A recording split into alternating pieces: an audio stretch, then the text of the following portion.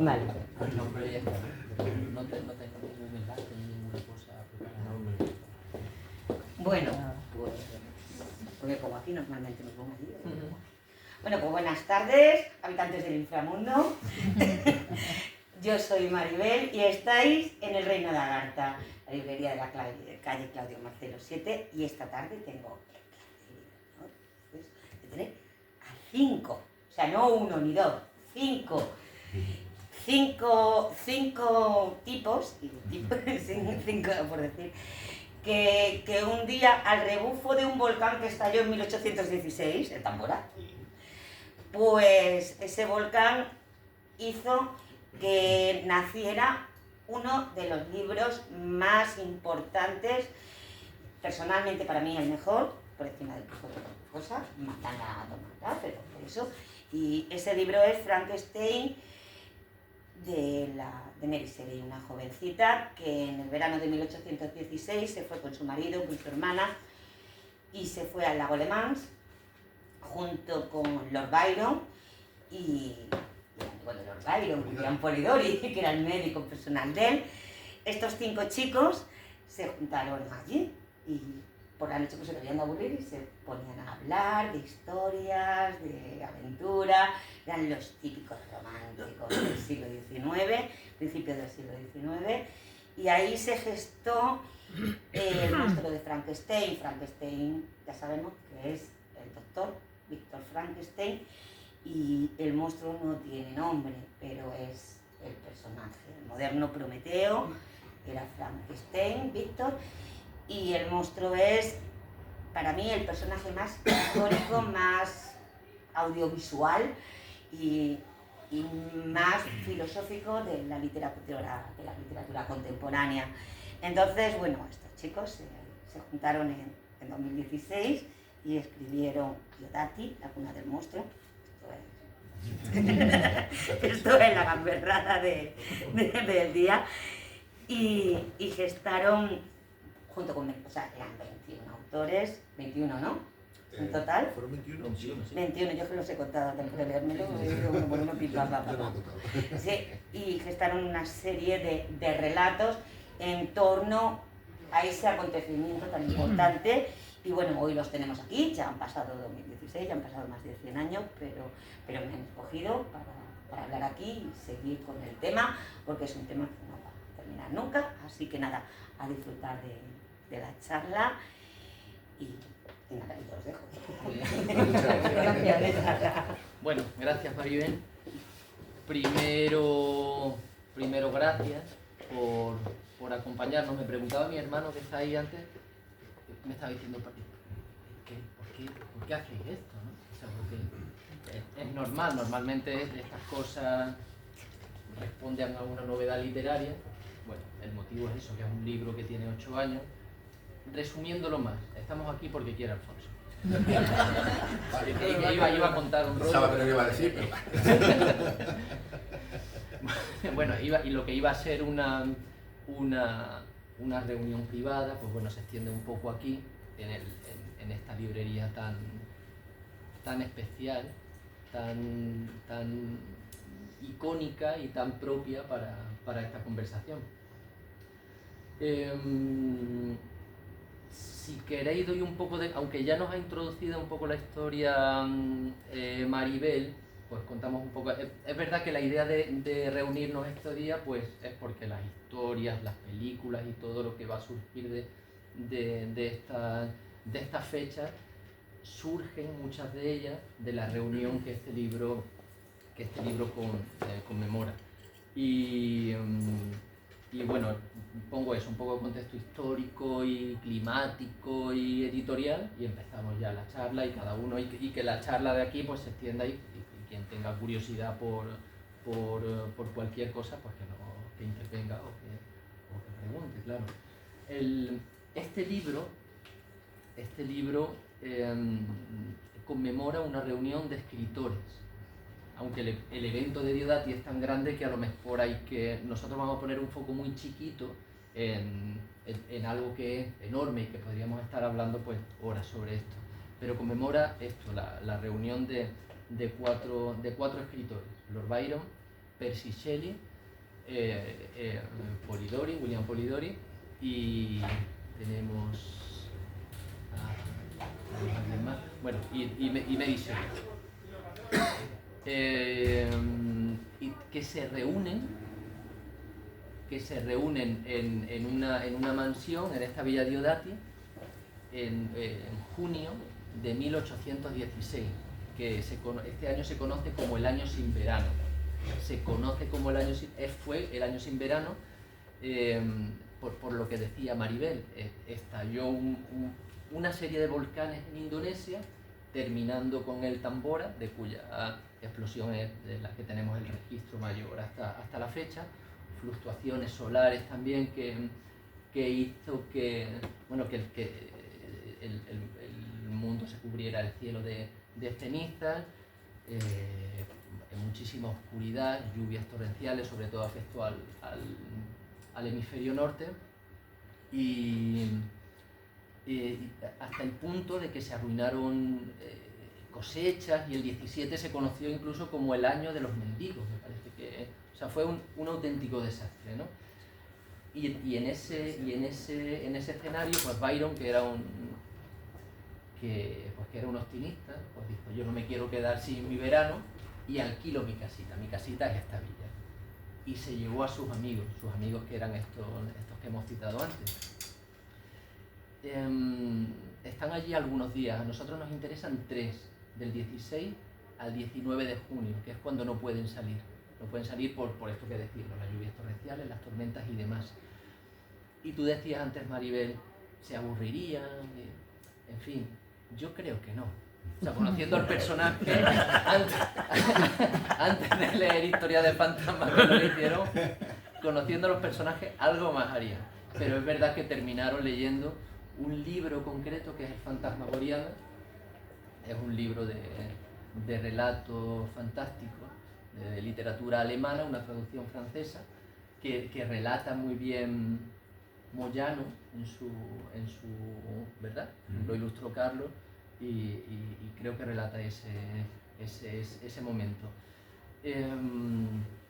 Y después lo que hacen es retarse entre ellos, más o menos, para ver quién es capaz de escribir la historia más terrorífica. Contra todo pronóstico, porque estaba Byron y Shelley, que eran los escritores profesionales y exitosos. No hacen nada reseñable. Esto es un poco exagerado, porque Byron sí que escribe un poema. Es verdad que no hacen relato, pero Byron escribe un poema que casi anticipa el género zombie, que es Darkness. Es un poema muy, muy especial y muy visionario. Pero claro que todo queda oscurecido por las dos obras que surgen de aquella reunión, sobre todo Frankenstein, como decías tú, porque el vampiro es algo más seminal, no una obra tan grande. El vampiro es un relato más o menos corto, que sí apunta, o sea, o que le da salida a otro.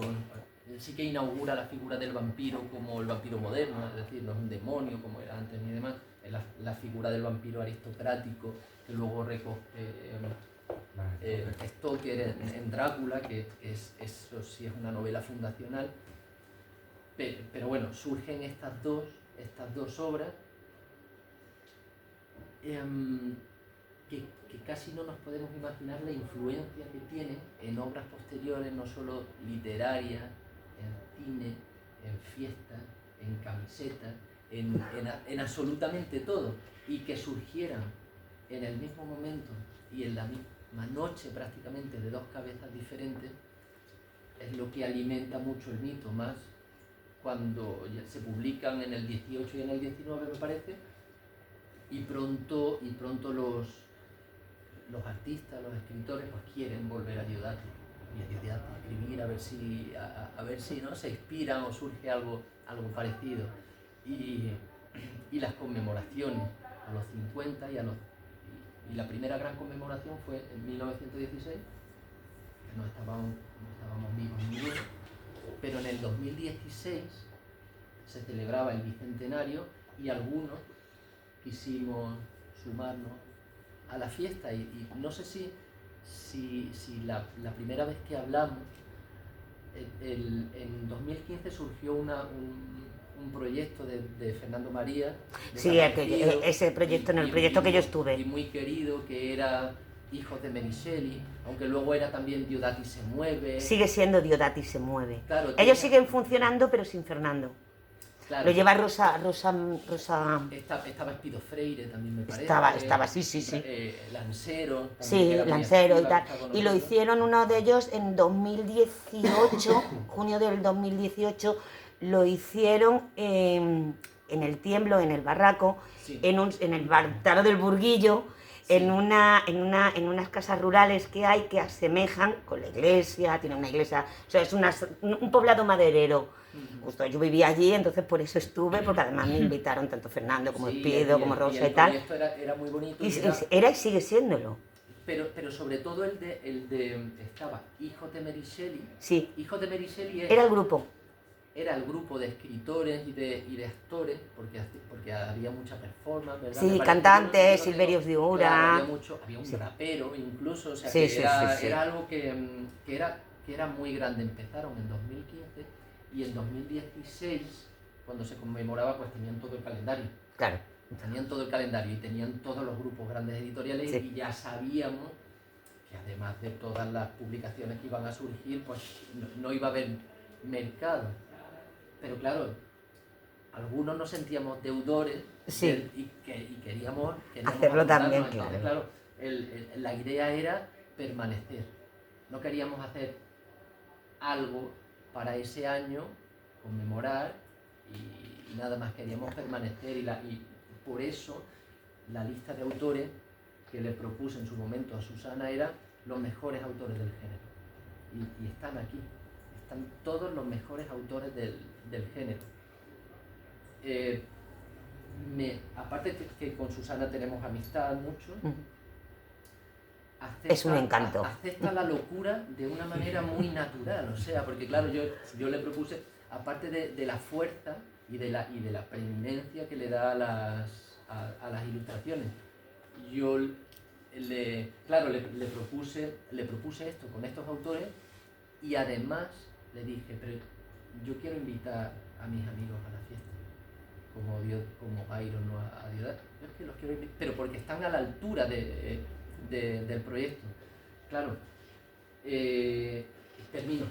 No me extiendo más. No, puede. Termino con esto. Pero que, claro, Susana siempre, es verdad que nos deja trabajar muy bien. Aquí teníamos poco tiempo y los autores, la primera sorpresa es que todos estos autores aceptaron que se sumaron al proyecto con mucha ilusión. Y cuando empezamos a recibir los trabajos, el miedo era que el conjunto estuviese desequilibrado, porque efectivamente el peso de Diodati está en Frankenstein. Sí. Pero claro, empezamos a recibir trabajos y lo que parecía una ensalada ahí, incomprensible, al final compone un cuerpo armónico donde están todos los autores, las obras, el pasado, está el presente, hay relatos, hay poemas, hay ilustraciones, y queda todo queda como, que nosotros lo decimos, como la criatura, como la criatura. Hay un ensayo de Inés Mendoza, que además es una cabeza enorme sobre el romanticismo. Está absolutamente todo retratado, y es un trabajo muy armónico que le da sentido a esto, a que a día de hoy, después de 8 años, cuando hay algún trabajo sobre Diodati escrito o audiovisual, la referencia es nuestro libro. Sí. Es nuestro libro, es Diodati la cuna del monstruo, que es referenciado y recomendado, y es el libro de cabecera que quedó de ese 2016. El secreto es este. Es nuestro aristócrata del grupo, Lord Byron Cost. Lord Byron Cost. Nuestro Percy Shelley Arrabal, ¿no? Me está metiendo en un jardín. Bueno, está el médico Polidori, que Doctor Polidori. y Mary, Ahí sí. Mary. Celi Castillo, que además es la más brillante del grupo, así que... Claro, porque la hermana de Mary, la pobrecita, pintaba poco. Pintaba poco, es verdad. Que me refiero que el secreto está en las obras. Sí. Y nada, y por eso están aquí ellos. Si quieres, cuenta tú tu parte y sobre todo cómo empezaste. No tengo turno establecido, ¿no? Vamos... No hay turno. No hemos hecho guión, ¿verdad? Claro. Ideal. Perfecto, Sí, bueno, sí, sí, pues, sí. yo tenía idea de hablar de... Bueno, a raíz ya de que Fran me pide que me hizo el grandísimo honor porque, bueno, ahí está la nómina de escritores que participaron finalmente en el libro. Es espectacular, yo entiendo que es espectacular. Y el vernos, aunque sea por ser amigos, ahí en ese grupo, Sí, la verdad es que no es muy... no es ese motivo, claro. Es muy... Lo entiendo. Y además, después de ver el resultado, se sabe. En fin, yo lo que quería hablar precisamente es de lo que pasa por mi cabeza, lo que pasa por mi vida a partir de recibir el encargo de que escriba un relato.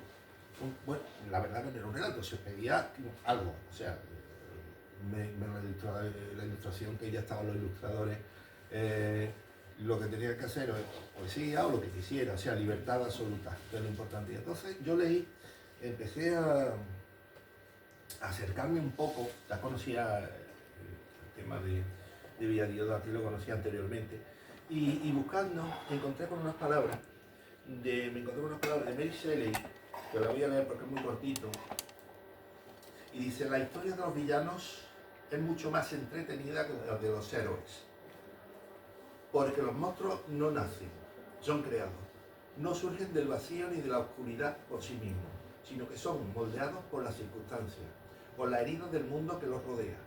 En ellos se refleja lo más profundo del dolor humano, el rechazo, la soledad, la incomprensión. Un héroe se define por sus actos de valentía, pero un villano es el resultado de un corazón que alguna vez fue puro y terminó corrompido. Los monstruos, en su tragedia, nos muestran lo que podría sucedernos a todos si el mundo nos diera la espalda. A mí me parece un texto tan cortito como bello, bellísimo, porque tiene una profundidad que bueno, me llegó. Entonces, si algo tuve claro a raíz de leer este pequeño texto, es que quería crear un monstruo, que fuese lo más natural del mundo. Entonces, bueno, he hecho una entrada en Facebook a propósito de eso, y alguno lo ha leído. Y entonces empecé a buscar qué me puede servir a mí de monstruo, o sea, qué tipo de persona, digámosle persona, me puede servir de base para un monstruo. O sea, primero pensé eso, no puede ser un médico, empecé ya a pensar en el Dr. Jekyll y Mr. Hyde, está pillado. Vamos a seguir buscando. Y de buena primera, un domingo, un sábado por la mañana, estoy afeitándome y escucho pues un afilador. Que parezca mentira, todavía, bueno, cuando vivimos fuera de Córdoba, pues por pueblos pasan, ¿no? Y escuché el silbo del afilador y digo, se me apareció, que era lo de la casualidad, la causalidad, ¿no? O sea, no tiene más que buscar para que aparezca, ¿no? Y una de tantas cosas, cuando uno parece que no parece que era una antena, como decía Sofía de Melo, que se impregna de todo lo que hay alrededor. En otro momento igual escucho el silbo, pero no le presto atención. En ese momento me llegó y digo, bien, un afilador podría ser un buen villano, porque trabaja con cuchillos, se mueve de un sitio a otro y tal.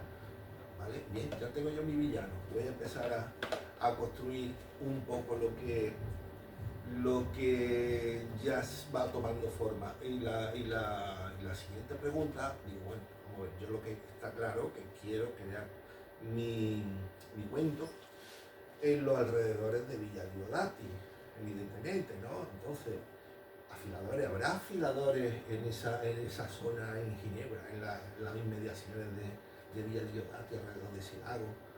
Qué raro, qué extraño, no sé, no me suena a mí que haya esas cosas. Pregunté a una buena amiga, Isabel Haley, a la que le dediqué precisamente el relato, y me habló de un pueblo que son los Yeniches, que son ambulantes, una especie como de gitanos, aquí gitanos, había estado los gitanos canasteros y otros que se dedicaban a la hojalata o algo de eso, ¿no? Antiguamente, ¿no? Pues eran una especie de gitanos ambulantes que se dedicaban al tema de la hojalata y o sea, el cacharro metálico y tal, ¿no? Y claro, que más evidente de que haya un yeniche que se dedique precisamente al afilador de los utensilios cortantes, ¿no? Y digo, pues ya está, ya tengo yo un yeniche va a ser. Bueno, ¿y cómo se llaman los yeniches si son afiladores? Pues en francés les remoulier.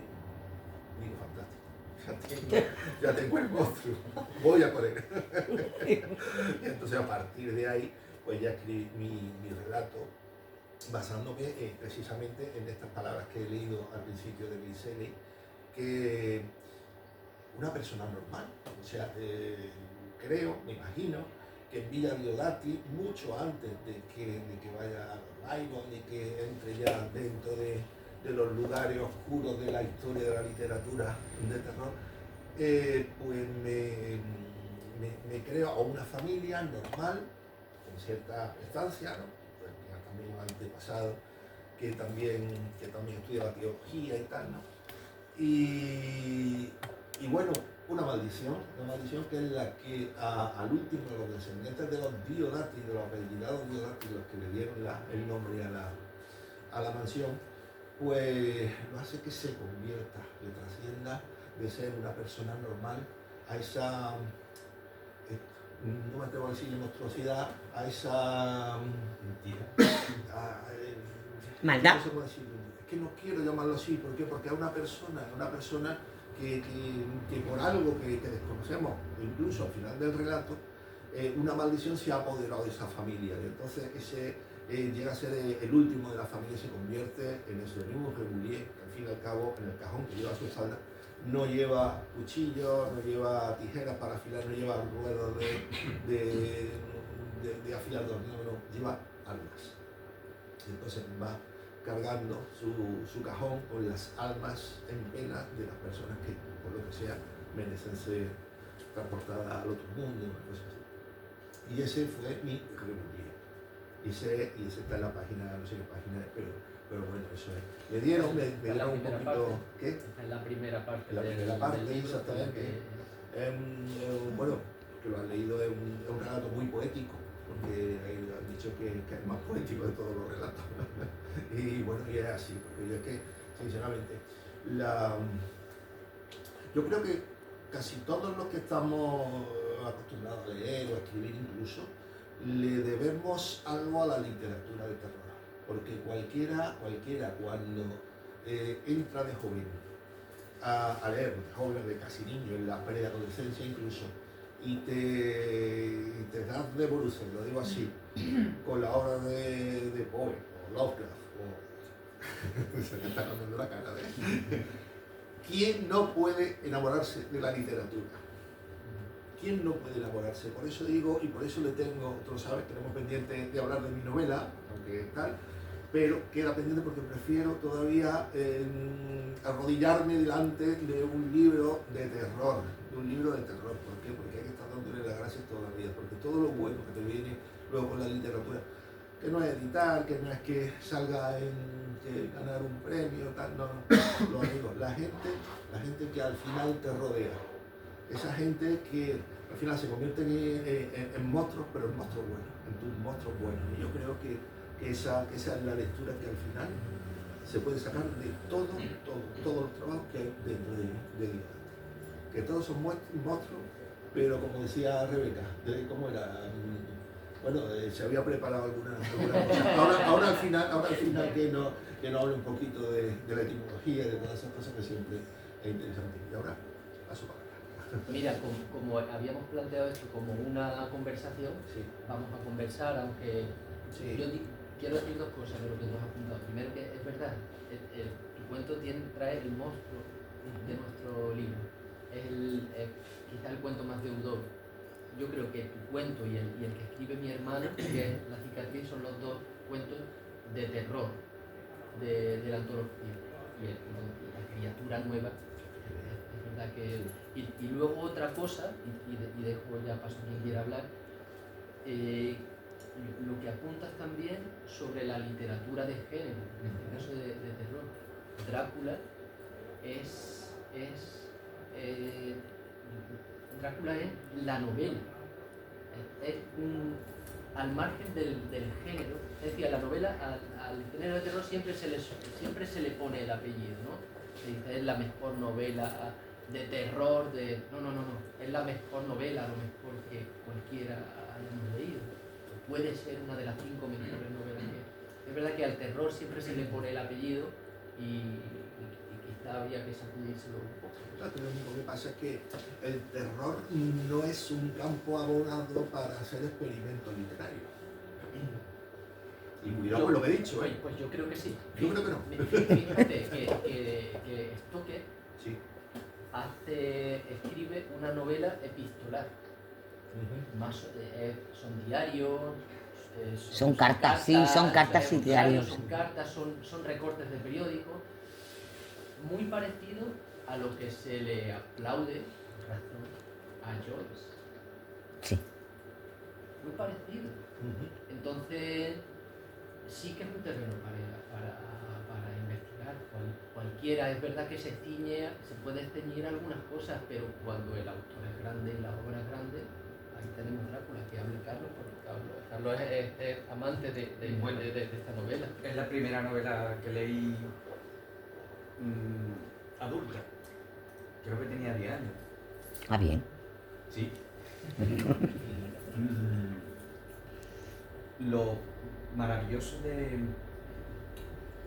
Drácula es descubrir el origen de algo que ya conoces o que quieres conocer y algo que ocurre con Frankenstein.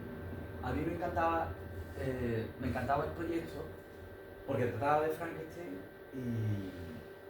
y Frankenstein es una de estas figuras que aúna cine, literatura y cultura popular, que a mí me gustan más que comer con los dedos, esas cosas. Y yo llegué a la literatura a través del cine y de la televisión.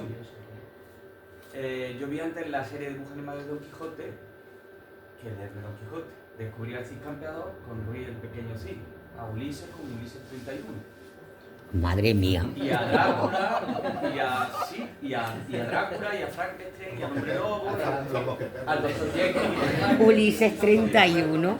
Claro, yo descubrí la Odisea también, con Ulises 31. ¿De dónde venía todo esto? Porque además yo era un niño muy cagueta, que me veo el Drácula de Tom Browning, me veo las películas de Frankenstein, las primeras en blanco y negro, luego de la Hammer me parecen terroríficas.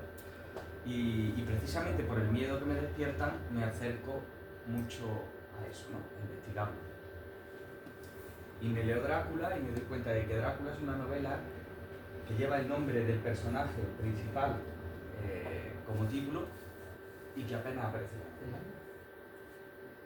Y a mí aquello, recuerdo que me dejó, tenía 10 años, no sé si la entendí muy bien, me encantó, me asustó, pero recuerdo que lo que me impactó es, primero, que no era un monstruo, que primero era un señor anciano, luego rejuvenece y tal, pero que era eso, una persona que además, lo poco que aparece en el libro e interviene, es muy seductora, muy educada, muy vampírica, pero no en el sentido literal de que chupa sangre, sino que es capaz de seducir y de engañar y de manipular.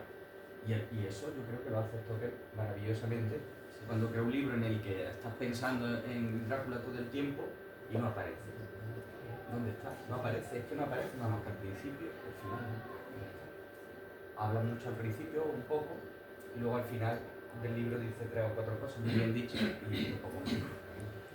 Y con Frankenstein me ocurrió una cosa también muy parecida. Acostumbrado al de Boris Karloff, al de la Hammer, un monstruo que es un monstruo y que gruñe y poco más, de pronto descubro un libro maravilloso sobre una criatura que aprende a vivir, que aprende a hablar, que aprende a leer, que quiere lo que el resto de la humanidad y que se vuelve un villano porque no le dejan una opción. Pero lo primero que hace el monstruo es el bien.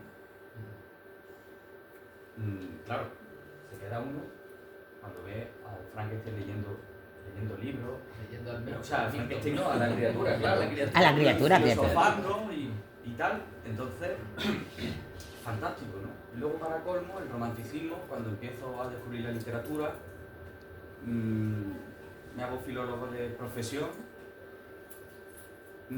y No pasa nada. no, ya.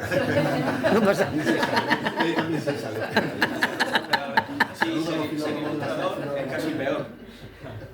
Y además descubro que el romanticismo me vuelve loco. Y pienso y descubro que la esencia de toda creación artística está en el romanticismo. Creo que lo hemos hablado muchas veces. Me gusta toda clase de literatura, pero a mí me gusta ese, como lo llamaban los románticos, ¿no? El arrebato, el empuje de la creación. Y tuve la suerte de encontrar en el relato de Alfonso ese romanticismo de su me sentí rápidamente, lo capté, ¿no? Contaba de la maldición del determinismo, ¿no? Que al final deja claro también que esta persona cae presa de esa maldición y que se va a convertir también en un villano, ¿no? Que busca, no sé, pues recuperar esa humanidad que ha perdido a través de otra alma, ¿no? De robar a otra alma. Y luego, para colmo, el relato de Manuel Moyano habla precisamente de qué hubiera pasado si en lugar de haber cogido el libro este del Fantasmagoriana sobre historias de terror del folclore alemán, creo, hubiera cogido un tratado sobre los colores, creo, de Goethe. Sí. Y entonces todo el relato es una reflexión de todo lo que se habría perdido por el camino y habla precisamente de todo ese cine, de toda esa cultura popular que dio el monstruo. Entonces a mí, ya os digo, el camino ha sido, yo creo que el inverso, primero el cine, luego la literatura. Yo creo que muchos a lo mejor hemos entrado por ahí, por el cine, además es casi más, bueno, es más icónico el Frankenstein, por ejemplo, de Boris Karloff, ¿no? Y tiene casi más sentido, sí, ahí está. Tiene casi más sentido por lo que tú decías. Karloff, por ejemplo, no veía a la criatura hablando. Lo hicieron hablar al final, pero claro, no veía que tuviese sentido que una abominación creada de trozos cogiese el Milton y hablase. Y esa es la referencia al jovencito Frankenstein. Jovencito Porque aunque esté en código de humor, Sí, el grito de está vivo, casi el icónico es ese. Sí, claro. O la novia de Frankenstein, por Dios. que llevas tu camiseta. Por Sí, la novia de Frankenstein. Soy fan de ella. Y luego hay una cosa Soy fan de ella. muy cutre, creo, que era una serie española que era El monstruo de Sánchez. Sí, Me parece. ¿Ah, sí? Cantidubi, efectivamente. Bueno, pues...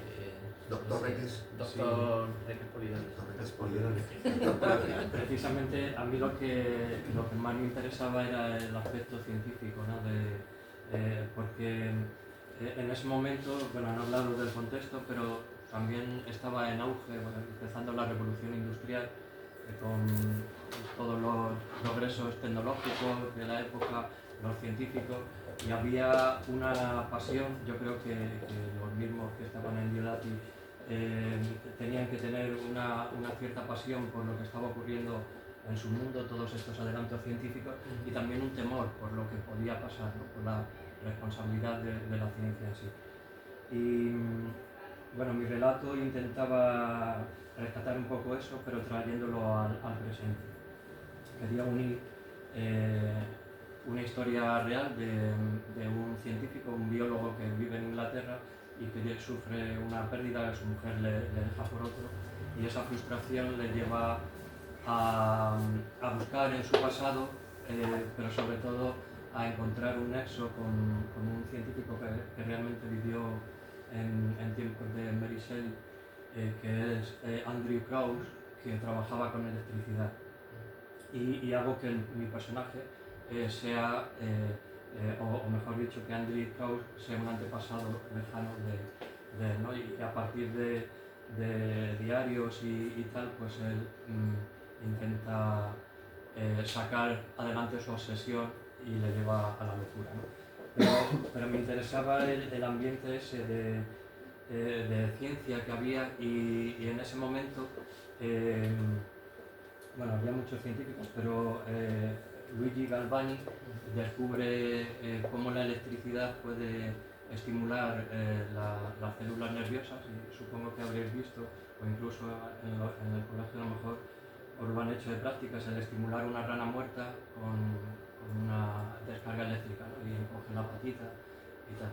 Eso se sabe que a Mary Shelley le influyó, le dejó, bueno, ella era una mujer muy inquieta, no sé si se ha comentado, creo que no, que su madre fue la primera feminista que hubo, una de las primeras feministas. Mary Wollstonecraft.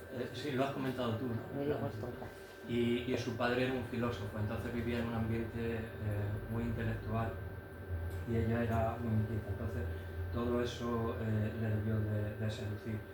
Pero hay dos científicos más de su época, uno es Andrew Krauss, que luego vuelvo y es el que yo utilizo en el relato, pero otro es Erasmus Darwin, que es el abuelo de Charles Darwin. Y este era, en su época, era muy reconocido, era poeta, era filósofo, científico y bueno, él hizo así muchos estudios también de electricidad, estuvo estudiando un protozoo que es el Vorticella, que se queda enquistado durante meses cuando las condiciones son desfavorables, y él veía que revivía poniéndole una gota de agua, ¿no? Ese tipo de cosas le interesaba. Ya, aunque en formato de poesía ya hablaba de la evolución, que luego su nieto rescató algunas ideas y por supuesto las hizo ya en un plano científico y bueno, todos conocéis lo que aportó Charles Darwin, pero aparte su abuelo también estaba interesado en cómo se origina la vida, y luego también esas ideas las cogerían científicos como Parín y otros. Pero hasta Mary Shelley estaba tan influida por Darwin que, si cogéis en la primera línea de su prólogo, dice: el suceso en el cual se fundamenta este relato imaginario, ella ya dice desde el principio que es todo imaginario, dice, ha sido considerado por el doctor Darwin y otros fisiólogos alemanes como no del todo imposible. Ella ya decía, esto es un relato que es imaginación, pero está fundamentado en temas científicos, ¿no? Y bueno, el otro personaje, que es el que yo rescato, ese fue más polémico, Andrew Krauss.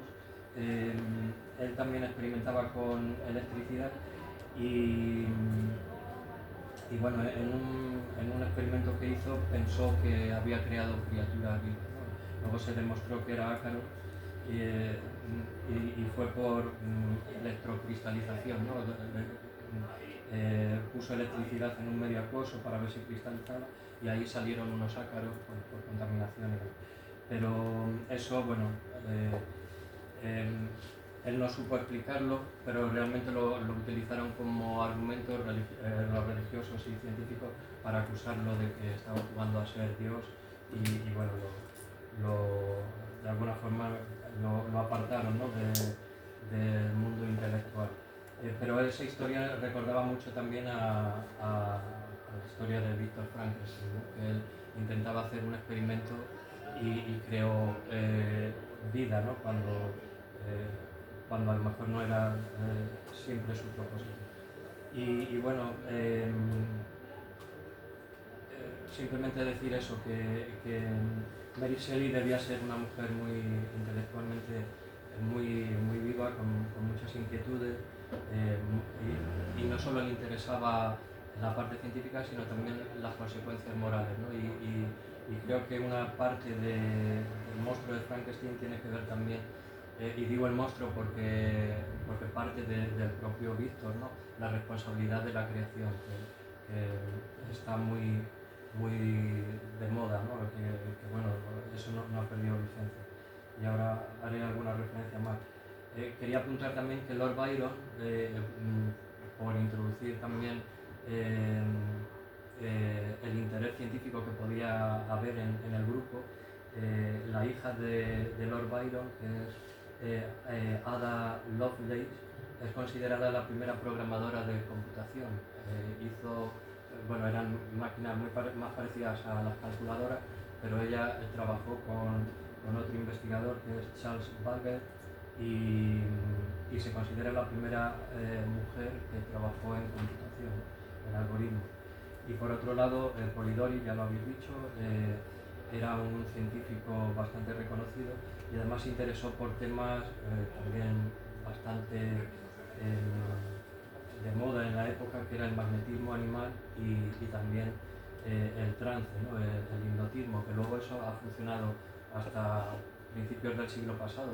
Yo tengo libros de mi abuelo sobre hipnotismo y magnetismo y bueno, era un tema que ha seguido durante un siglo en vivo. Y bueno, simplemente decir eso, que creo que la novela de Frankenstein plantea preguntas que siguen siendo bastante vigentes, como hasta dónde debe llegar la ciencia, si es que debe tener algún límite, o qué ocurre cuando los científicos no piensan en las consecuencias de sus logros, o quizás también, más importante, quién es responsable de lo que crean, ¿no? Y aquí tenemos, por ejemplo, actualmente la inteligencia artificial, que la estamos alimentando todos y no sabemos a dónde vamos a llegar. Claro, fíjate que en eso justo pensaba, dándole un poco vueltas, primero lo que decías de Mary Shelley, que era una mujer inquieta. En Diodati tenía 17 años, que no tenemos que perder la perspectiva. Mary Shelley tenía 17 años, Byron creo que era el mayor y tenía 27, y Polidori 23, igual que Polidori era tan joven que no podía ni ejercer la medicina más allá de forma particular, y el otro, Percy, igual tenía 24, 25, eran tremendamente jóvenes y tenían todo esto en la cabeza. A propósito de esto último que has dicho, hilándolo también con el tema de la ciencia, que cuando investigaba para el libro era quizás lo que más estudié, hay un paralelismo, creo yo, entre la época victoriana y la presente, en el sentido de que esos experimentos de Darwin y Galván y demás, que muchas veces hacían esto de la rana que dices tú, y lo hacían con caballos, como lo que hoy pensamos que es casi una cosa como un espectáculo de circo. La idea era que si se manejaba bien la electricidad, se tenía la certeza de que seríamos capaces de animar un cuerpo inanimado. Eso era lo que se pensaba. Porque ahora sabemos, conociendo la electricidad, que la descarga pone en marcha la energía motriz, se mueve la pata y ya está. Pero entonces lo que se pensaba era eso, o algunos pensaban eso. Y es muy parecido a esto que dices tú al final, la inteligencia artificial. A mí me gustaría, o sea, ya nos han metido un poco en la cabeza la certeza de que en 5 años, 10 años o 20 años la inteligencia artificial va a ser autoconsciente y que va a estar viva. Eso ya lo dijo Asimov. Claro, pero a mí me gusta alejarme de esa idea, porque eso nos resta humanidad. Prefiero pensar que, igual que miramos con condescendencia a los científicos de hace 200 años que se asombraban con la patita de la rana, y hoy sabemos que es la energía motriz, igual dentro de 200 años nos miran con condescendencia y dicen, estos que con algoritmos pensaban que estaban haciendo una inteligencia artificial, ni es inteligencia, ni es vida, ni es nada.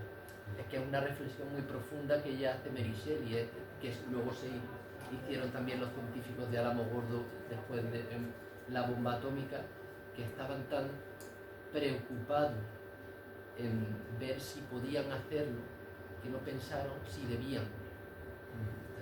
Eso lo dice Ian Malcolm en Claro. Parque Jurásico también. Efectivamente, claro. Esa cita es de Alamogordo y es verdad.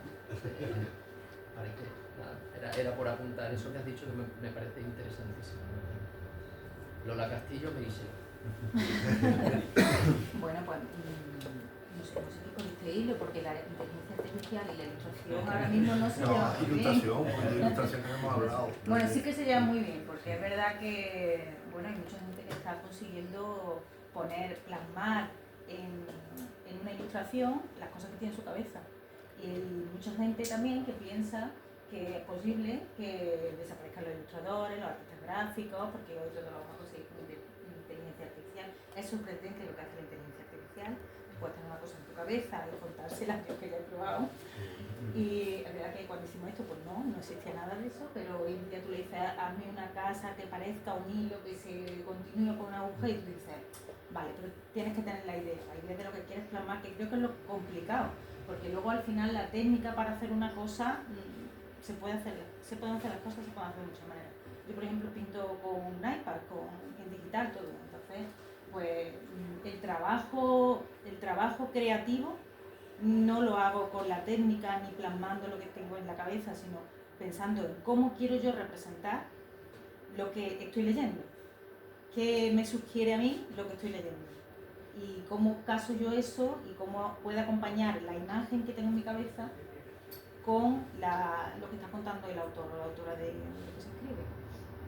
Y eso es lo complicado y a lo que hay que dedicar mucho tiempo. Incluso esa imagen que tú te creas en tu cabeza, a veces tú la pones en un papel y podrías hacerlo igualmente con inteligencia artificial y no funciona. Y tú dices, esto es lo que yo le he dicho, o esto es lo que yo he pensado y lo he puesto en un papel o en una pantalla de un ordenador, pero esto no tiene nada que ver con lo que ni pega, ni tiene equilibrio, ni tiene el mismo clima que tiene. Entonces, yo creo que hay un trabajo creativo humano que está muy lejos de la inteligencia artificial de llegar a la forma que yo tengo. Yo lo primero que hice en ilustración fue esto, lo que hice con este libro. Yo no había ilustrado nunca nada antes y esta es la portada del libro, pero quiero enseñaros otro, no sé, ¿a dónde lo veo?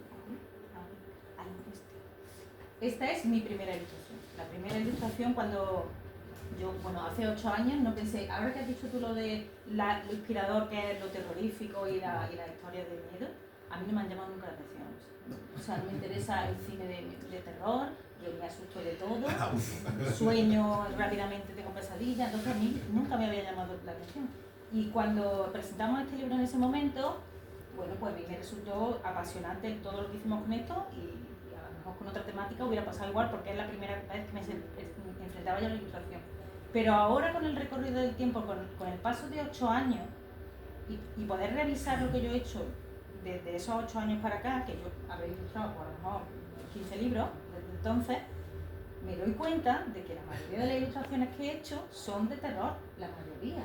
Y que tengo 4 cuadros, cuatro ilustraciones que me parecen que son unas moñas, que no tienen nada que ver con el terror, porque es que no me sale otra cosa. Digo, yo al final, lo que me interesa a mí también es lo inquietante, porque me parece más desconcertante, porque creo que es más sorprendente a la vista, porque creo que es más rico a la hora de alimentar la imaginación. Y esta ilustración, que no está en el libro, ni está en ningún libro, porque no se publicó finalmente, es la primera ilustración que yo me di cuenta de que estaba terminada. Yo cuando Fran me habló del libro, pues rápidamente, como me dijo de que iba la temática, aunque no tenía todavía ningún material, me puse a dibujar cosas, me puse a dibujar con vísceras, cosas sangrientas, no sé, lo que a mí se me ocurrió. Casquería. ¿Qué? Casquería. Total, mucha sangre. Pero luego empezó a mandarme pues, cosas ya que estaban terminadas, ¿no? Y hay un relato muy bonito que a mí me encanta, que se llama, en el libro que se llama Otro año sin verano, que, bueno, el título, pues como ya está ahí, está contextualizado, sabéis de qué va, ¿no?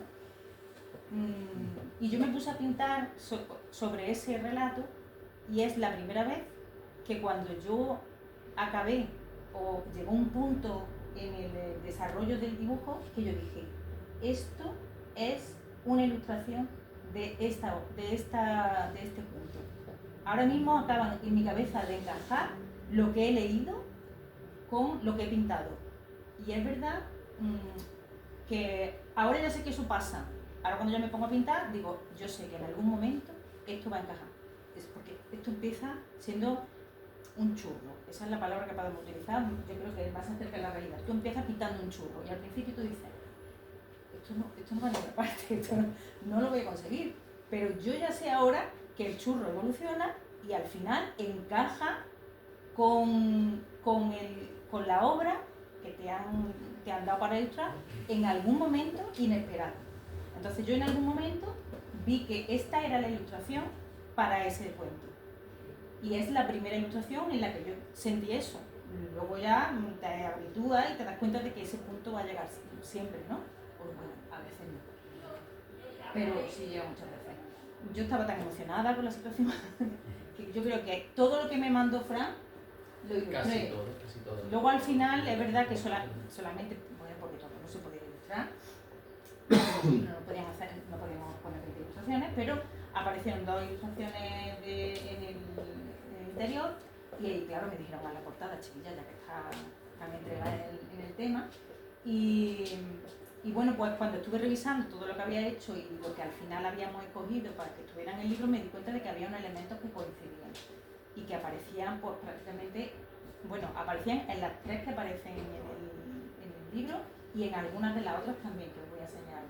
Y es un elemento que para mí es el escenario de la historia que ambientan este libro, que es el lago.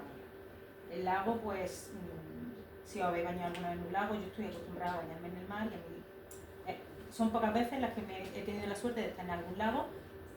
Casualmente ha sido en Italia hace mucho tiempo cuando yo viajaba y la verdad es que a mí los lagos me resultan un sitio inquietante.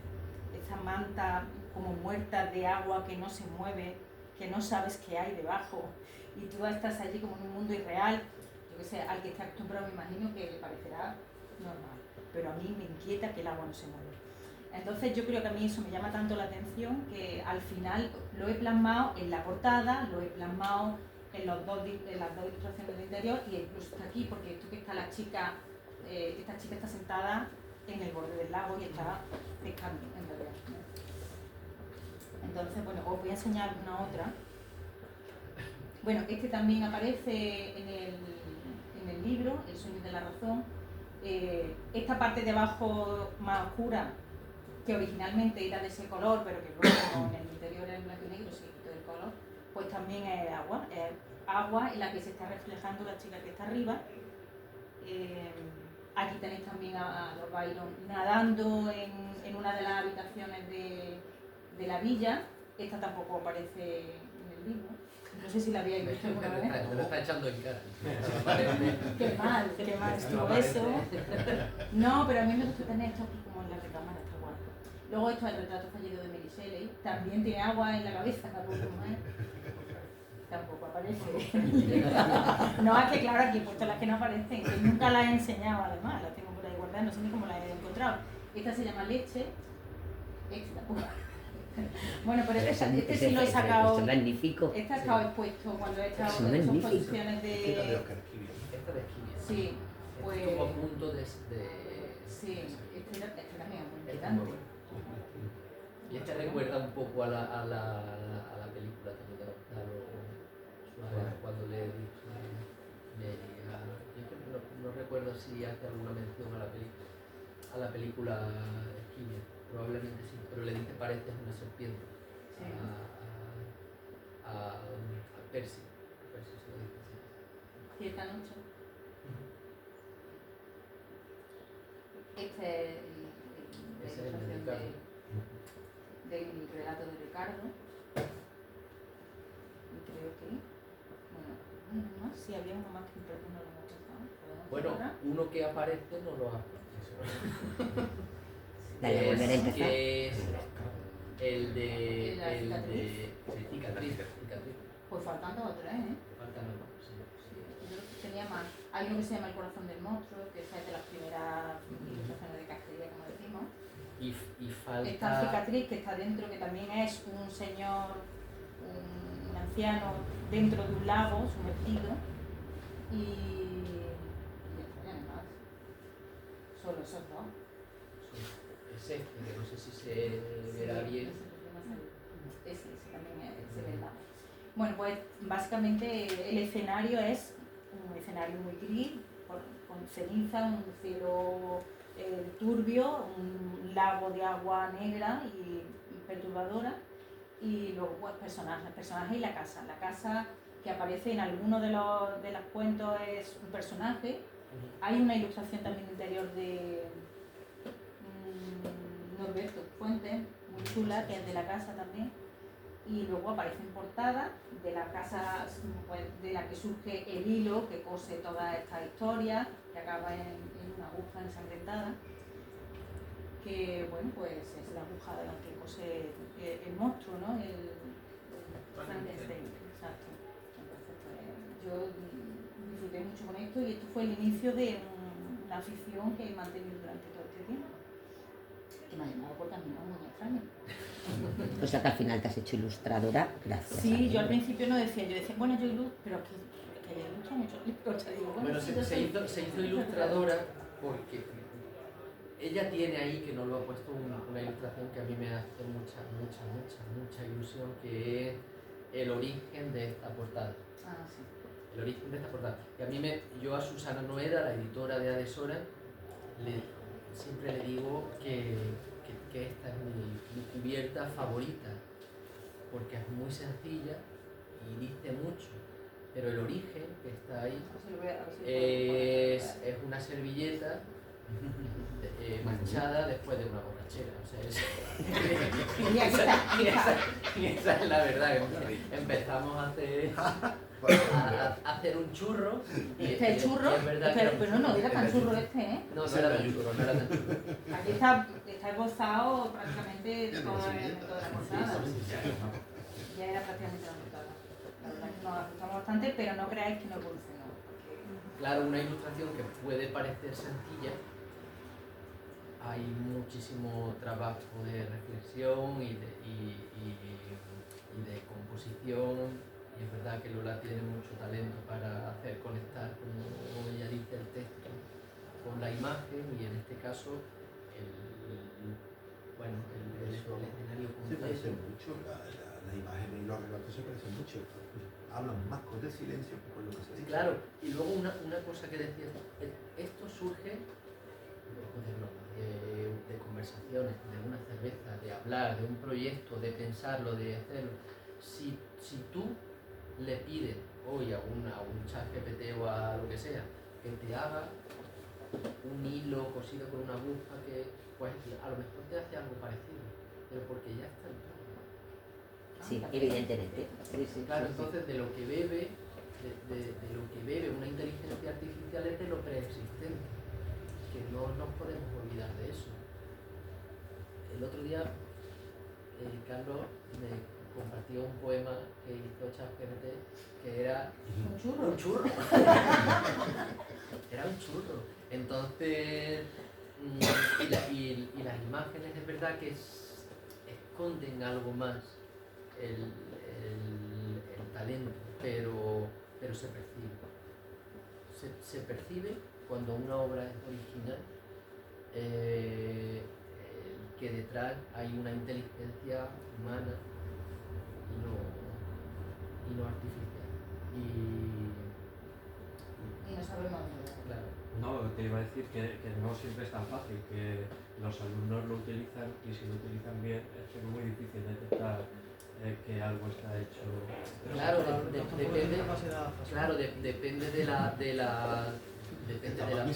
tensión, depende de la carga de profundidad, a lo mejor que tú quieras darle a una estuvimos hablando en una presentación hace poco de la cosa esta del valle inquietante, que es el concepto este informático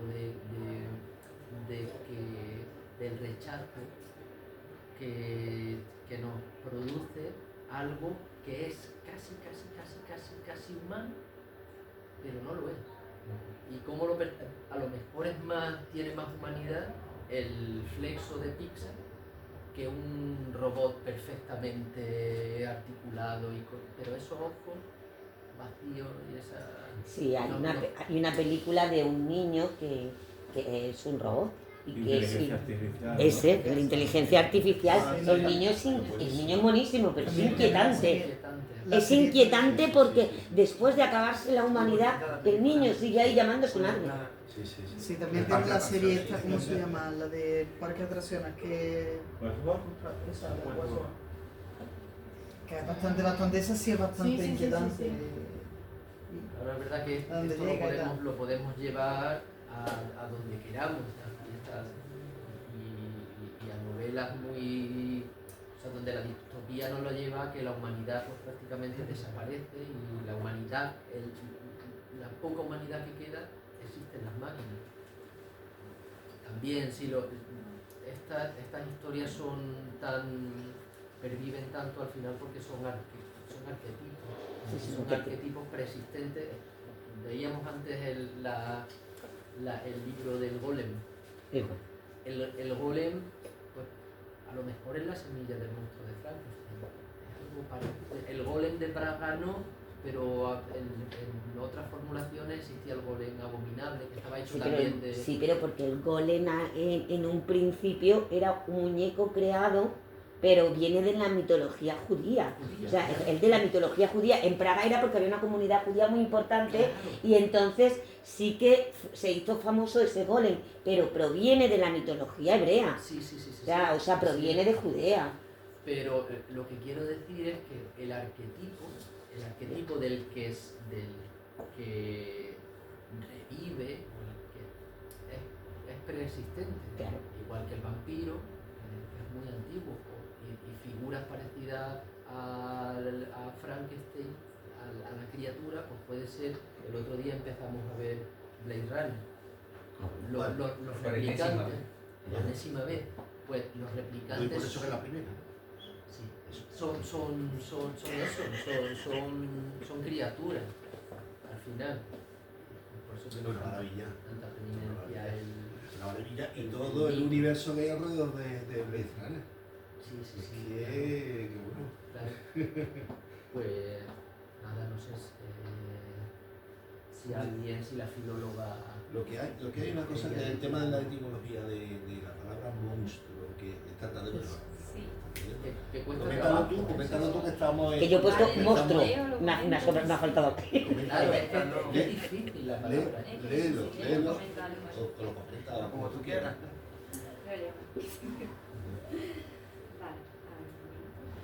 Ponte de pie que te oigamos todos. Sí. Que no te dé vergüenza, que estamos en familia. Vale, es que al final una cosa ha llevado a la otra. Vale, ahora me dijo mi padre de lo que iba el asunto y apunto, por supuesto. Y bueno, lo primero que pensé es que para hablar de monstruo hay que decir que es un monstruo, que nos referimos cuando hablamos de este concepto, ¿no? Entonces, como filóloga parto de la etimología. Y me ha parecido curioso que la base etimológica de esta palabra viene de dos verbos, sin embargo son como sustantivos. La primera definición del latín, mostrare, significa mostrar, y la otra, mostrar, y la otra, demonere, que significa avisar o advertir de algo. Ya a partir de ahí me parece curioso. Sobre todo porque su complejidad son dos verbos, sin embargo a lo que se refiere a día de hoy es un sustantivo, pero que no es concreto tampoco, sino un monstruo puede tener muchas formas y según cada sociedad también, pues digamos que algo simbólico. El golem es un monstruo y para otro es un muñeco de arcilla, punto. Es algo simbólico y multiforme, ¿no? Que generalmente pues representa, lo que sí coincide es que representa un desvío, una anomalía de lo que se considera natural. Entonces, bueno, nosotros como civilización, ¿qué hemos hecho? Utilizar esto como pretexto para hablar de lo que no está bien, de lo que si se sale de lo socialmente aceptado, pues es algo horripilante, más allá de una corporeidad que da miedo, claro, como una especie de desafío de lo que nosotros tenemos como socialmente aceptado, como normal. Esto pues. Entonces, y no solo eso, sino que también el concepto de monstruo muchas veces tan solo refleja la alteridad o la marginalidad de sociedades minoritarias que se han entendido como peligrosas precisamente por desafiar Los de Nietzsche. la pretendida Se hace todo- pues la pretendida normalidad en la que nosotros queremos creer, pero que realmente. Y bueno, antiguamente reflexiones de Homero, Heródoto y Tesias, por ejemplo, hablan de criaturas monstruosas para referirse a las personas que vivían en África y en la India. ¿Por qué? Por el rechazo de querer verse reflejado en un otro tan diferente al yo, pero realmente no son monstruos, ¿no? Obviamente. Entonces, todo esto, hablando con mi padre, también me hizo pensar, por ejemplo, ahora en el famoso Joker, aunque está siendo un fracaso. Yo perdón. El Joker no está siendo un Está fracaso, haciendo un pero, fracaso porque le han quitado toda la gracia. pero viendo. Y porque Claro, no hace falta una segunda parte. Eso para empezar. Es verdad, es que muchas veces dices, es como Gladiator 2. ¿Para qué? ¿Para qué? Si ya... Bueno, yo como sale Pedro Pascal, Sí, lo acepto. Pero bueno. pero ¿para qué? claro, No hacía falta. La verdad, pero bueno. Y además con 20 y tantos años de diferencia. Sí, eso también. Pero bueno, entonces, el miedo, eso, al verse reflejado en alguien tan diferente a lo que nosotros creemos ser a veces superiores, ¿no? También. También se habla del monstruo como una tendencia a lo malo, a la destrucción, pero de lo que no se habla es que a veces la destrucción para el monstruo no es más que una vía de supervivencia para sí mismo. Y que realmente quien ha fracasado ha sido la sociedad en un intento de una falsa acogida que realmente estaba cargada de rechazo. Es como ha pasado, por ejemplo, con Arthur Fleck, que con este nombre no se sabe muy bien quién es, pero si digo el Joker, no sabe. No. Entonces, por ejemplo, el Joker nació con maldad en él o fue empujado hacia los márgenes. ¿Acaso encontró un tipo de esperanza o amor? Pues, o sea, amor entre la gente normal. La respuesta es clara, no. O incluso Gregorio Sansa, yo por hecho que todos conocemos. Ese pobre hombre que trabajó día y noche para sustentar a su familia y un mal día se despertó siendo una cucaracha. Creemos, es lo que más se le parece por la descripción. Y sin embargo, la verdadera metamorfosis para mí la sufrió su familia, porque poco a poco olvidaron el amor en favor de la paz. O sea, ¿quién ahí ha perdido la humanidad? Gregorio Sansa, realmente, simplemente su corporalidad cambió a algo que causaba rechazo a la gente que le quería. O sea, incluso la gente que lo quería lo abandonó. Entonces, pienso que a menudo nuestra pretendida supremacía nos ha brindado una sensación de superioridad y con ella la excusa de utilizar al otro pues, a nuestro antojo y sin pensar las consecuencias, como te hablaba también Ricardo. Por lo que pienso que tal vez el verdadero monstruo seamos nosotros jugando a ser dioses. Bueno. Pero bueno, por favor.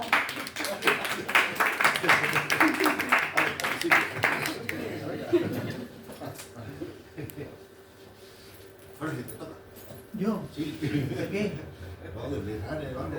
Ah, bueno. No, pues mira, precisamente hablando de monstruos, y trayendo para lo que habéis dicho y tal, a mí de los monstruos que más miedo me da es el Joker, pero no el Joker que te mola, no. Sí. El Joker original, porque es lo que habéis dicho, el resto de monstruos se ha transformado, era bueno y ha sido, pero el Joker no.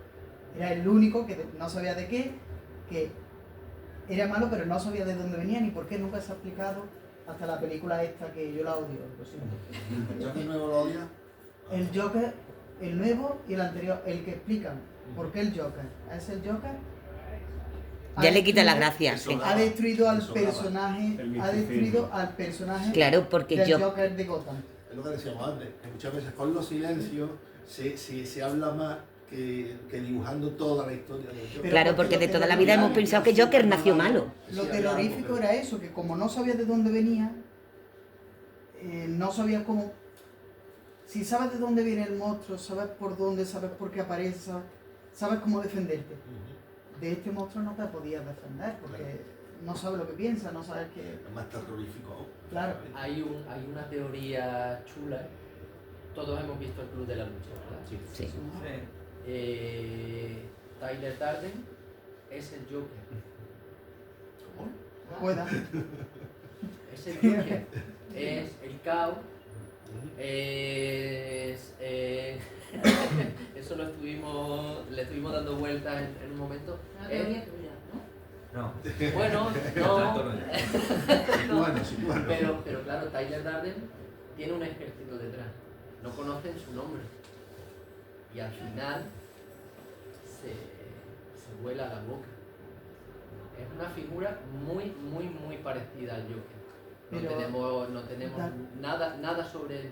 Pero Darden también tiene un porqué. O sea, de cómo forja el Club de la Lucha y un porqué. Claro. Este monstruo lo bueno que tiene es que, o por lo menos lo que a mí me daba... Miedo. Es que era químicamente, una maldad químicamente pura, ¿no? Claro, no sabía de dónde venía ni sabes cómo luchas contra un... Si es que no sabes, si es que... O sea, yo qué sé... Un psicópata. Que no tiene motivo para ser... Sí, no, Sí, es un que psicópata es una persona sin sentimientos, es o que sea, no que no sabes- siente ni Es padece. que no Que no sabes tiene si... motivo No, de- yo que sí siente, ¿no? Tiene ahí su rollo con las Harley y demás, ¿no? No tiene remordimientos, quiero decir. Un psicópata es una... Pero es que un psicópata no tiene por qué ser un asesino. Una persona psicópata es una persona que no tiene empatía. Sí. Es la persona falta de empatía. Al no tener empatía, tú matas a alguien, pero como te da igual, pues ya está, pues lo matas. Luego ya, claro, los asesinos matan por gusto. Claro, entonces, pues... Hay que diferenciar psicópata de monstruo, cuidado. ¿No es lo mismo? Me está quedando... No es lo mismo. Vamos a aprender esta noche, Igual, vamos si a una hemos cátedra. visto, como decía Carlos antes también, es alguien que sufre. Sí, Que sufre. e intenta defenderse. Una intervención. Eva, que te veo muy... Ataca. Final de semana, Alfonso. Final de semana. Venga, tu monstruo favorito, venga, dilo. Una pasada rápida. Por la literatura. Yo creo que ya hemos hablado un poco de todo ello. Quizá fragmentos, pero Frankenstein ha sido siempre muy emblemático para mí. Entender esa mentalidad, el dolor que puede subyacer detrás o los límites, ¿no? que puede trascender. Sí. Pues hemos creado un caldo de cultivo muy interesante, ¿eh? Que se podría sacar una tesis doctoral casi. Sí. Sobre el terror. No tenía doctorado, ya sabes. Terror de la...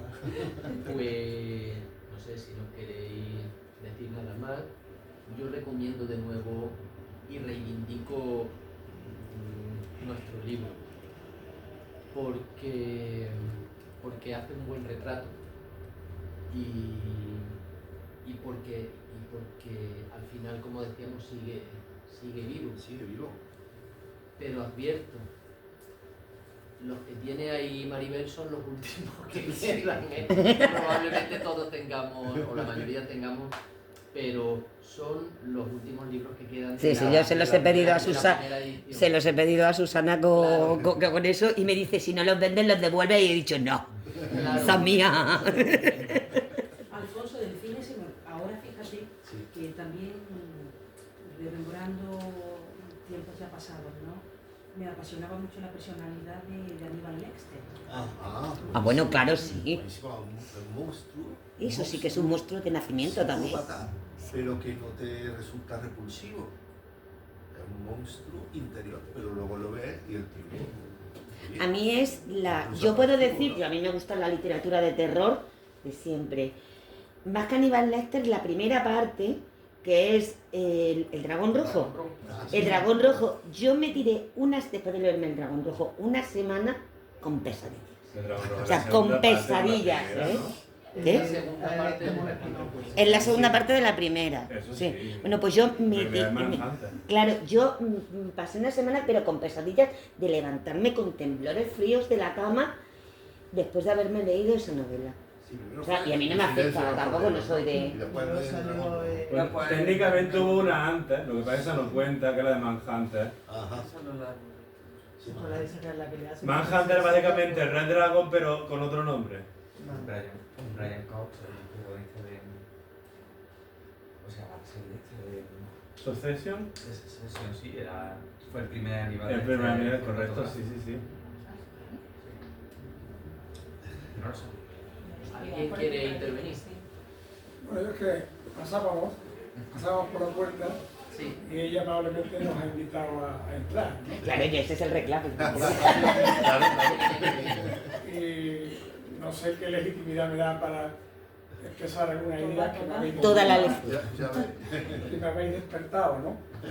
Porque es inevitable que no estaba introducido, lógicamente, en vuestro trabajo, en vuestro enfoque, pero claro, inevitablemente lo que habéis dicho lo he trasladado a mi campo, a mi ámbito, ¿no? En el que me he desenvuelto, en el que he trabajado y en el que he estudiado, ¿no? Y yo he estudiado el delito. Soy penalista, he sido magistrado, profesor de Derecho Penal.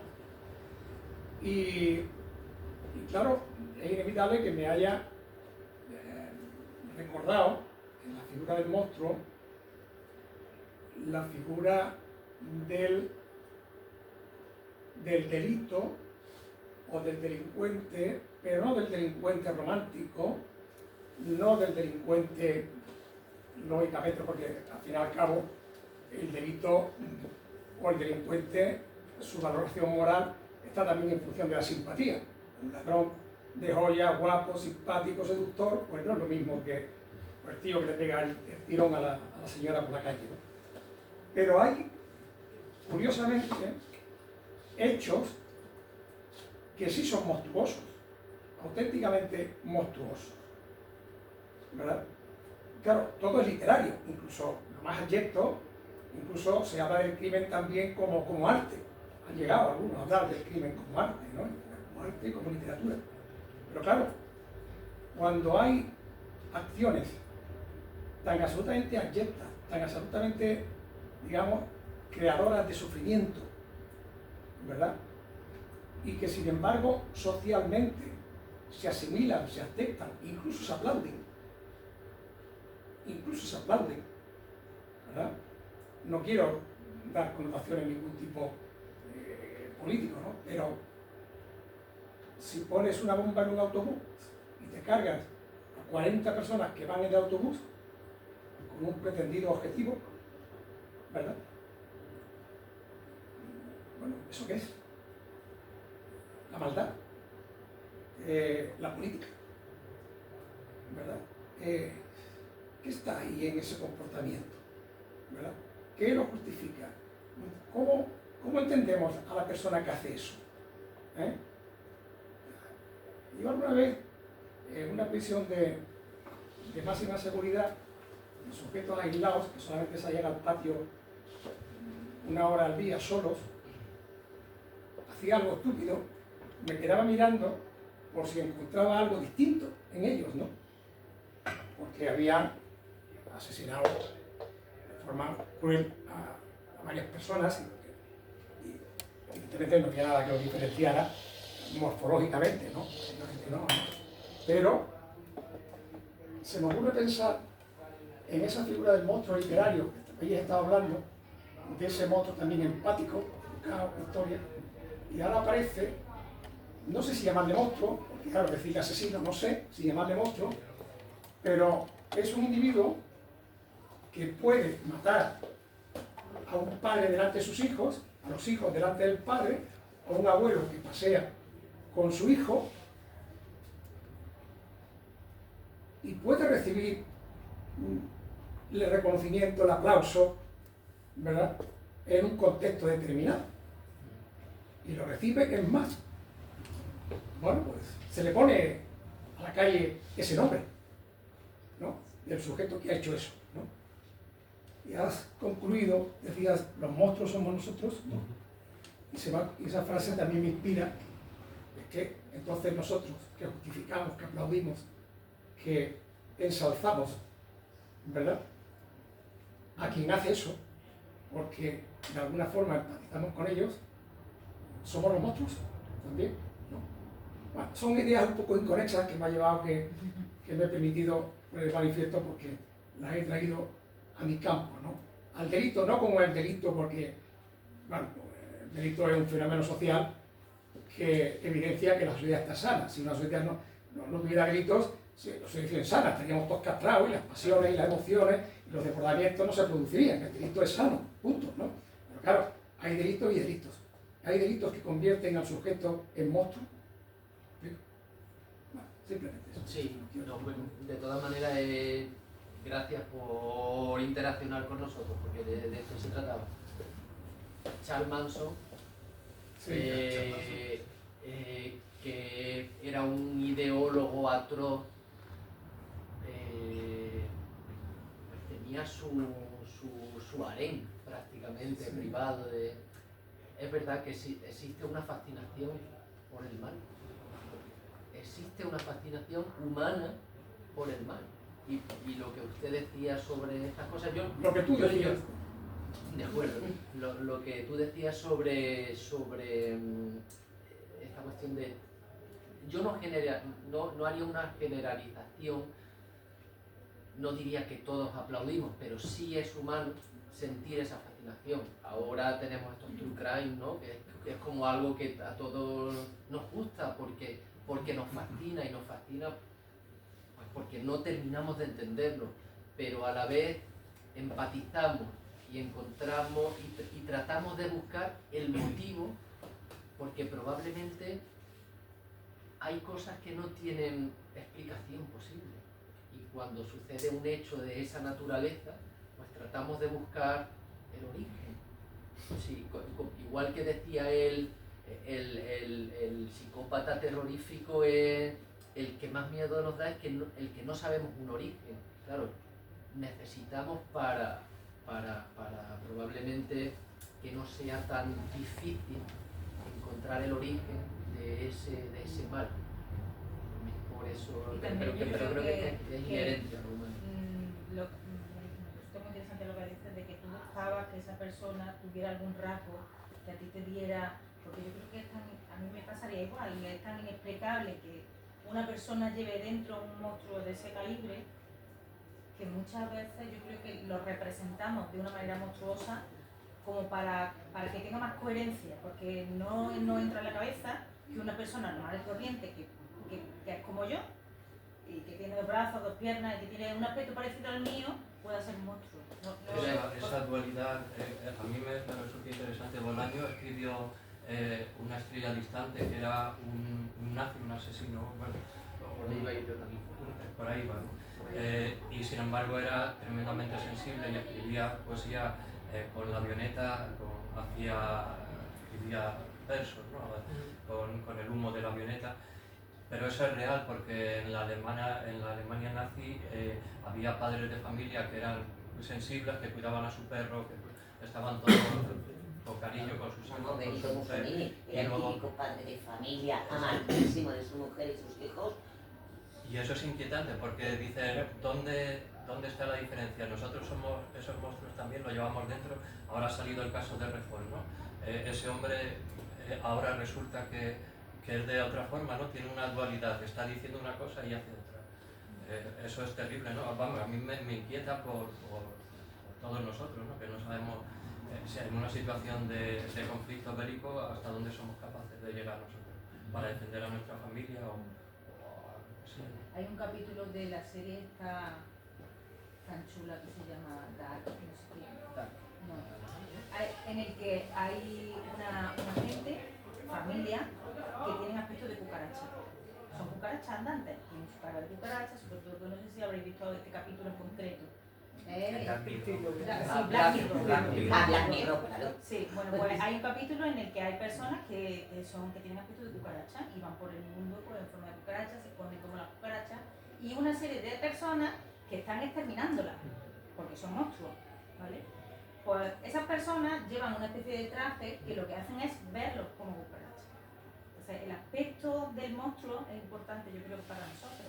Esas personas eran familias normales y corrientes, pero de otro bando, o gente pues, que beata en ese sitio y era mucho más fácil, es mucho más fácil para nosotros asimilar que son monstruos si tienen un aspecto de monstruo. Entonces, con esa le quitaban la culpabilidad y no se sentían mal de estar exterminando a familias porque los veían como monstruos. Y eso que en ese capítulo lo hacen evidente, como muy simple. Yo creo que en realidad cuando vemos a una persona diferente, cuando estamos tratando a pueblos que se diferencian un poco de nosotros, pero pensamos que son diferentes de nosotros, pues yo creo que es una manera también de... Lo decía ella también. Sí, de verlos como diferentes, de encontrar más fácilmente la maldad en lo diferente. Claro, sí, y por eso comentábamos antes también que la representación, y volviendo a lo nuestro de Frankenstein, más poderosa es la horripilante de Karloff. En el libro...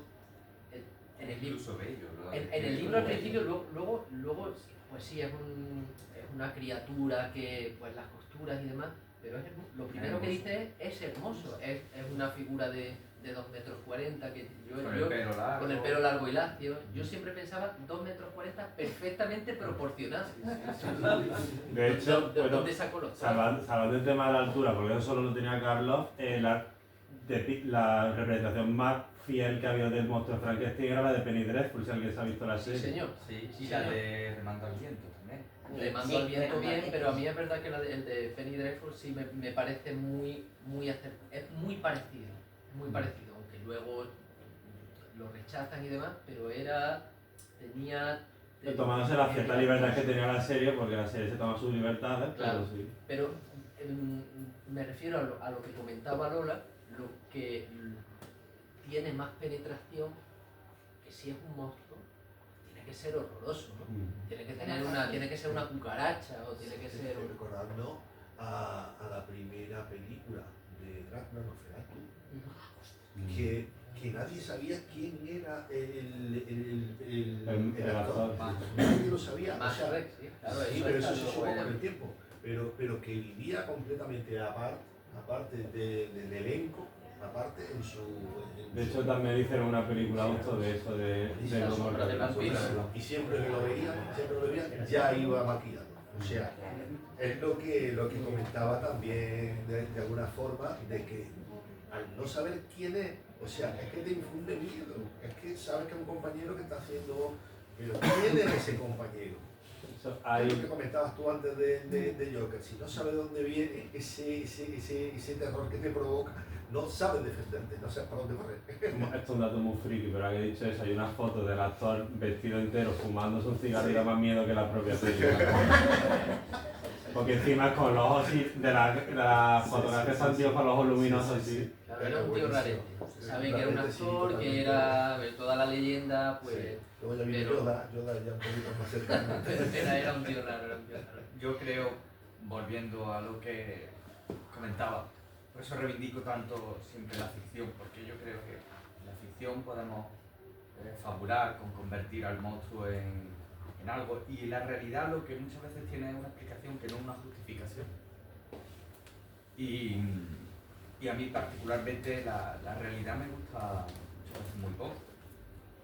Y me encanta el monstruo, me encanta pasar miedo cuando sé que no es verdad. Jamás se me ocurriría, no recuerdo haber empatizado jamás con un criminal en la vida real. No me importa lo que haya defendido. El nombre de que lo haya hecho, no creo que la solución sea nunca cometer una atrocidad. Empecé a ver una serie en Netflix sobre los Menéndez, creo que se llama, y me estaba hiriendo la sensibilidad. Porque había otra de los sí, y hay un documental y ahora hay que reabrir el caso porque habían sufrido abusos por parte del padre y tal, y eso puede dar una explicación a ciertas reacciones, pero no, yo creo que no descarga no justifica la maldad. Claro, no justifica la maldad. Justifica un trauma psicológico, pero no la maldad. Es fácil, si alguno me sale bien o no me gusta, es muy fácil, bueno, muy fácil, las consecuencias no lo son, ¿no? Yo a veces pienso que si no hubiera consecuencias penales, no sé cómo seríamos. yo prefiero que existan porque a lo mejor si ahora me dicen, oye, que si haces esto no te va a La pasar serie nada. se llama Monster, ¿no? Bueno, sí, a lo la mejor de... por lo menos me lo, Sí, que sale Javier Bardem. Sí, me lo sí, pienso. la he visto, la he visto. Entonces yo prefiero siempre, tiro, hay una película que no sé si habéis visto que se llama Hereditary. Sí. Hereditary. Que yo la estaba viendo y estaba sufriendo muchísimo. Pero me parecía una tragedia horrible lo que estaba sufriendo esas personas. Y recuerdo que hacia el final de la película estaba deseando que por favor aquello tuviera una explicación fantástica. Sí, fantástico. Digo, por favor, que esto sea de verdad, que estaba el demonio de por medio. Porque yo no aguanto. Si al final esto termina, que no hay ningún elemento paranormal, a mí esto me parece pornografía. Sí, porque digo, ¿qué manera de sufrir? Entonces recuerdo cuando empezó aquello ya a repariar y a sacar la patita por lo fantástico, sentí un alivio y dormí muy bien. Porque decía, esto era mentira. Claro, me estaba pasando de Si quieres empatizar con un criminal y tal, la serie de Don, creo que está en Prime, es basada en hechos reales y va de como un chaval en Brasil, de una familia normal, el padre policía, de una familia, ni una familia baja ni una... Pues empieza con un tema de droga empieza a robar, pero claro, es rubio, empieza a robar, de robar empieza más fuerte, y cómo va escalando y cómo, pues aunque él intenta parar, la sociedad no lo ve. Por ejemplo, tenemos el caso Sancho, lo está describiendo, lo que descuartiza y todo eso. Claro, pero pero y está enfatizando, cuidado, pero es que ese es nuestro. con el asesino. Y te va a mostrar, no sé si habéis visto también, es de Netflix, el documental de A los gatos ni tocarlos. Yo leí Los gatos de Utah y ya quedé así. Pues da miedo porque es de cómo se va haciendo el monstruo, como lo están viendo enterrando con la la... pieza. Porque si no, creo que ha ido por la escoba. Sí, va detrás de la puerta. Yo también, para concluir, también me planteo que cualquier situación que no se pueda controlar nos puede convertir en un momento dado en monstruos. O sea, podemos perder el autocontrol. No es la primera vez que se oye que una buena familia desea la muerte de un familiar porque va a recibir una herencia y este familiar está mayor, tiene unas limitaciones y cosas por el estilo, ¿no? O una persona cercana a ti sufre un accidente, se queda parapléjico y tu vida cambia por completo, no sabes qué hacer y en un momento dado tendemos a querer deshacernos de la complicación y del problema, ¿no? Entonces yo creo que siempre cualquier situación que no se pueda controlar puede revertir esos valores, ¿no? que hemos fomentado siempre.